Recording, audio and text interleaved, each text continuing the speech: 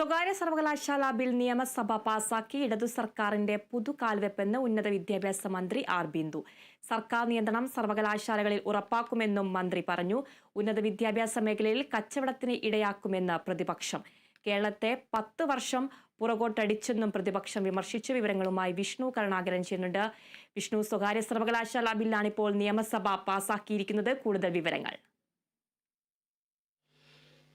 നിയമസഭയിൽ ഇന്ന് വിദ്യാഭ്യാസവുമായി ബന്ധപ്പെട്ട ഇന്ന് സ്വകാര്യ സർവകലാശാല ബില്ല് പാസാക്കിയിരിക്കുകയാണ്. ബില്ല് വലിയ രീതിയിൽ ആശങ്കയുണ്ടാക്കുന്നുവെന്ന് തന്നെയാണ് പ്രതിപക്ഷ നേതാവ് അടക്കം പറയുന്നത്. ഏതായാലും സ്വകാര്യ സർവകലാശാല ബില്ലിൽ ആശങ്കയുണ്ടെന്ന് പ്രതിപക്ഷം അറിയിച്ചിട്ടുണ്ട്. ബില്ലിനെ തത്വത്തിൽ എതിർക്കുന്നില്ലെങ്കിലും പൊതുമേഖലയിലെ സർവകലാശാലകളിലെയും കോളേജുകളിലെയും എങ്ങനെ ബാധിക്കുമെന്നുള്ള അറിയണം.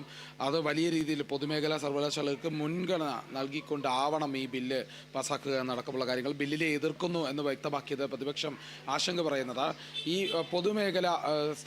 പൊതുവിദ്യാഭ്യാസ സ്ഥാപനങ്ങളുമായി ബന്ധപ്പെട്ട് വരുമ്പോൾ ഈ സ്വകാര്യ സർവകലാശാലകൾ കൂടുതൽ ഫീസ് ഈടാക്കി വരുന്നുണ്ട്. വിദ്യാഭ്യാസ കച്ചവടമാകരുത് അതെന്നാണ് പറയുന്നത്. എന്നാൽ മന്ത്രി ആർ ബിന്ദു നൽകിയ മറുപടി ഇത് വലിയ സർക്കാരിൻ്റെ ഒരു പുതിയ കാൽവെപ്പാണ്. പൊതുവിദ്യാഭ്യാസ മേഖലയിൽ, ഉന്നത വിദ്യാഭ്യാസ മേഖലയിൽ ഒരു പുതിയ കാൽവെപ്പാണ് നടക്കുന്നത് എന്നാണ് അറിയിച്ചത്. അതോടൊപ്പം തന്നെ ഇതിൽ നിരവധി വിദ്യാർത്ഥികൾക്ക് പഠന അവസരമുണ്ട്. അത് വലിയ രീതിയിൽ ഒരു മുന്നേറ്റമായി വരുന്നു. സ്വകാര്യ സർവകലാശാല വരുന്നത് തന്നെ വലിയ നേട്ടമായി കണക്കാക്കുന്നുവെന്നാണ്. എന്നാൽ ഇതിനെ ഒരു കച്ചവടമാക്കി മാറ്റരുത് എന്നാണ് പ്രതിപക്ഷത്തിൻ്റെ ആരോപണം. ഏതായാലും ഈ പ്രതിപക്ഷം എത്രത്തോളം എതിർത്തെങ്കിലും ഈ ബില്ല് പാസ്സാക്കുകയായിരുന്നു. നിയമസഭയിൽ സ്വകാര്യ സർവകലാശാല നിലവിൽ വരാനുള്ള ബില്ല് പാസ്സാക്കിയിരിക്കുകയാണ്.